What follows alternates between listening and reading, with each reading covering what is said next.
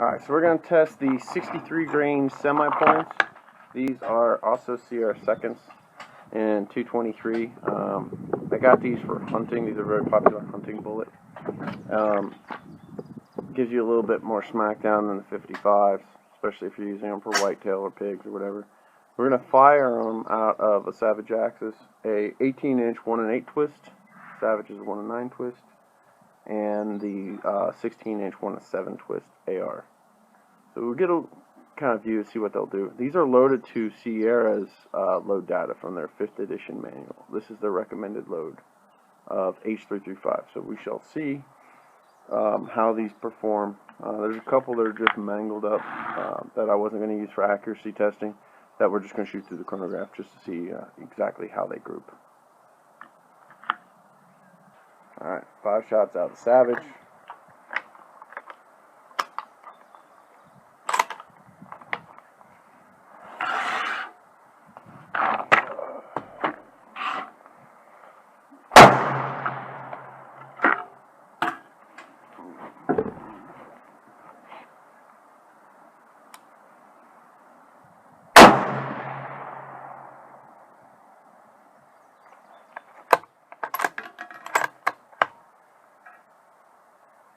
Alright, second train's pretty good grip now.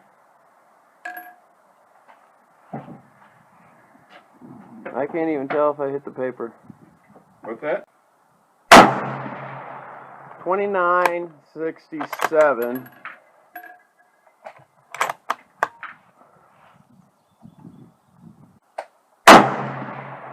These will make excellent hunting bullets. Holy crap, you can feel they're coming out that barrel with some authority.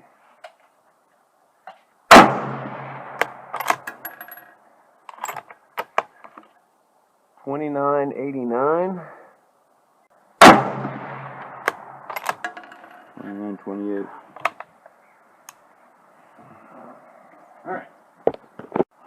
Alright, so we did the Savage 22-inch barrel. 29, 28, 89. So now we're going to jump it down to the 16-inch barrel AR 1 and 7 twist. 1 or 2 of those shots for that group. That Savage shoots really well. It's my fault, so you'll see 1 or 2. It's not quite on point, even for blend rounds.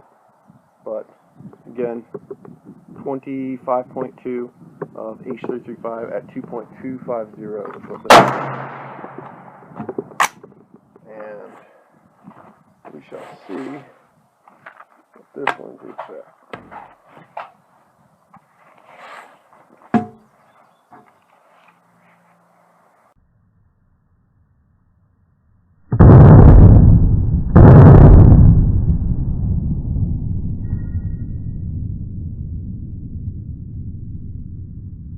Good job.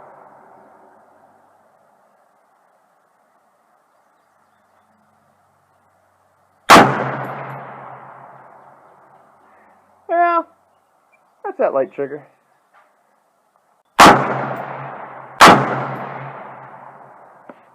And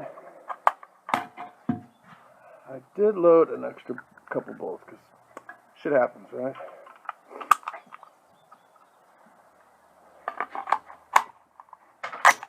Especially with. Okay, 28.66 out of a 16-inch barrel with a 63 grain bullet. Okay, so switched it out. Got his 18, 1 and 7. No, 1 and 8 twist. It's 1 and 8 twist. Rifle. Now he's got a better trigger in this. 63 grain semi-point, 25.2 grains of H335.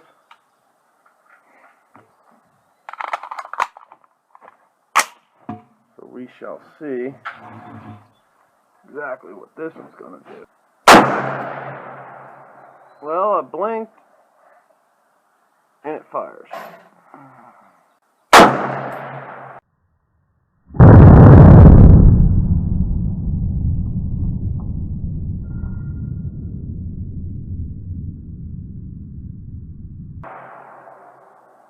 You only caught one of them.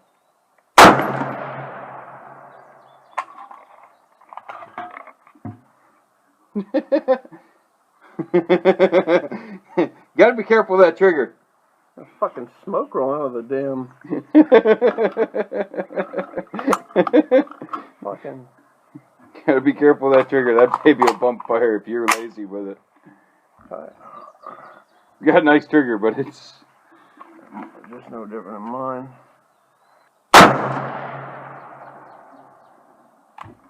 duplicate 2487.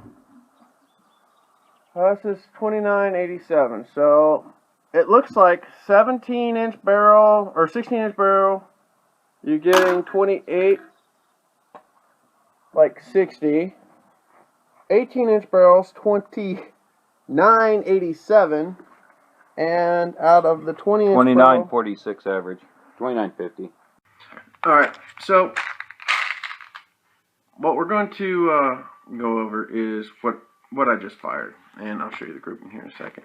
These are the blemished 63 grains. As you can see, they look like they have the little ring. These are purchased at the C.O.L factory. When I pick them up, you'll notice they have that little lead ring. You just pop it there with your finger, spin it around, and that's really all I'm doing to these bullets before I go to fire them. If they're not like that, sometimes they'll have a little piece of lead that sticks out on the end. Okay? So this is what that load test is fired with. So break that little end off. And that's all I'm doing. Alright? 63 grain semi-point. PPU 556 brass is what I'm using. And H335. So, now the groups. The first one is from the Savage. Now, in the video I said I pulled 1 or 2 shots. Well, this is those shots that I pulled. I know I pulled them. This right here is the grouping I typically get with that Savage. Pretty much, I continuously get 1/2 inch, 3/4 inch groups with about any bullets that I shoot. But between a 50 grain and a 75 grain, typically this is what I'll get. No more than an inch group. I knew for a fact whenever I pulled the trigger that these two were off. The other one, this is my $500 Coyote rifle. That's at 16-inch barrel PSA. It's a 1-in-7 Freedom barrel, and it's a stainless steel, free floated. Still got the factory gas block. It's got a 3-pound trigger from JP Enterprise, and that's what bump fires every now and then. But this is the grouping I get from my 1-in-7 barrel. Now this one's my buddy's rifle. This is a Anderson wild chambered fluted 18-inch 1-in-8 twist.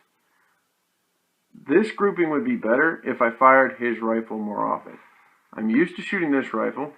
I'm used to shooting this rifle.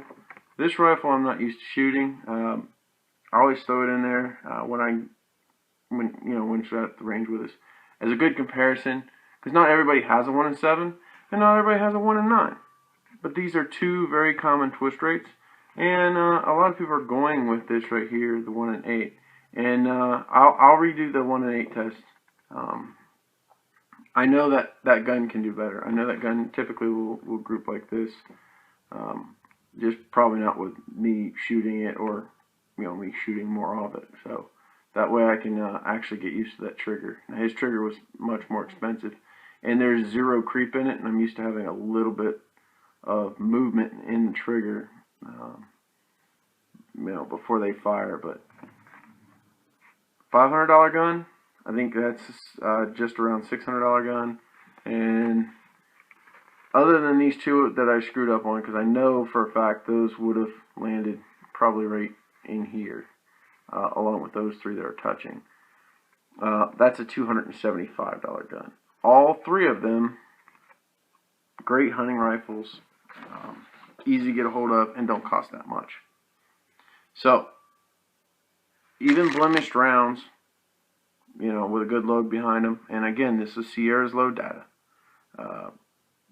The highest you can go in the load is 25.6, and their accuracy is H335. So this is the accuracy load that they do put up. So if you're interested in any more testing with this, I plan on shooting the block with these to show the wound cavity. If you do want to use 223 for hunting, these are excellent bullets. They'll give you a wound cavity very close to, you know, the Winchester PowerPoints, Federal Fusions, and other ones like that with roughly the same grain weight. So, any questions? Leave them down below. Let me know how it went. If you got any loads or any experience with these, let me know. If there's something you want to see done with them, by all means.